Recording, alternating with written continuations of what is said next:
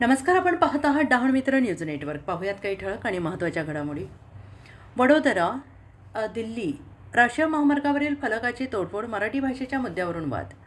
डहाणू प्रतिनिधी. वडोदरा दिल्ली राष्ट्रीय महामार्गावरील गंजाडजवळ एका फलक बोर्ड मराठी भाषेत नसल्याच्या कारणावरून काही कार्यकर्त्यांनी तोडफोड केल्याची चर्चा परिसरात रंगली आहे. संबंधित फलकावर माहिती केवळ इंग्रजी आणि हिंदी भाषेत लिहिण्यात आली होती. मराठी भाषेचा समावेश नसल्याने काही कार्यकर्त्यांनी आक्षेप घेतल्याचे सांगितलं जात आहे. काही कार्यकर्ते घटनास्थळी आले, त्यांनी फलकाची तोडफोड केल्याचे प्रत्यक्षदर्शींनी म्हटलं आहे. मात्र तसेच यामागील अधिकृत भूमिका काय होती याबाबत स्पष्ट माहिती अद्याप समोर आलेली नाही. महाराष्ट्रात मराठी भाषेला प्राधान्य देण्याबाबत विविध संघटना सातत्यानं आग्रही असतात. फलकांवर मराठी भाषेचा समावेश असावा अशी मागणी वेळोवेळी केली जाते. या पार्श्वभूमीवर ही घटना घडल्याने परिसरात विविध चर्चांना उधाण आलेलं आहे. नमस्कार, मी रफिक घाची. तुम्ही पाहत आहे डहाणू मित्र न्यूज नेटवर्क. आता तुम्हाला माहीत आहे की गंजाड चौकडीवर हे पुलाचं काम सुरू आहे.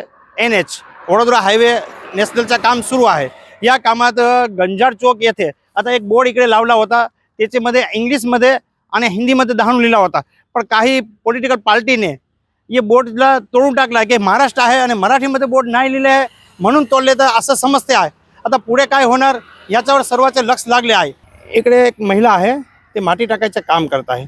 त्याच्याशी आपण जाणून घेऊ की ही बोर्ड कोणी तोडले. दोन गाड्या आल्या होत्या, मराठी बोलत होते. ते आम्हाला काही सांगितलं नाही, पण मराठी बोलत होते. ते न लाकडाखाली तोडून गेले. मग तुम्ही काय बोलले का कसाला तोडता नाही, नाही. तसं? तुमचा मॅनेजर वगैरे कोणी होता? नाही, कोणीच नव्हता. इंजिनियर होतं. मग इंजिनियर काय बोलले नाही? इंजिनियर ते तिकडे होते, JCP तिकडे होते.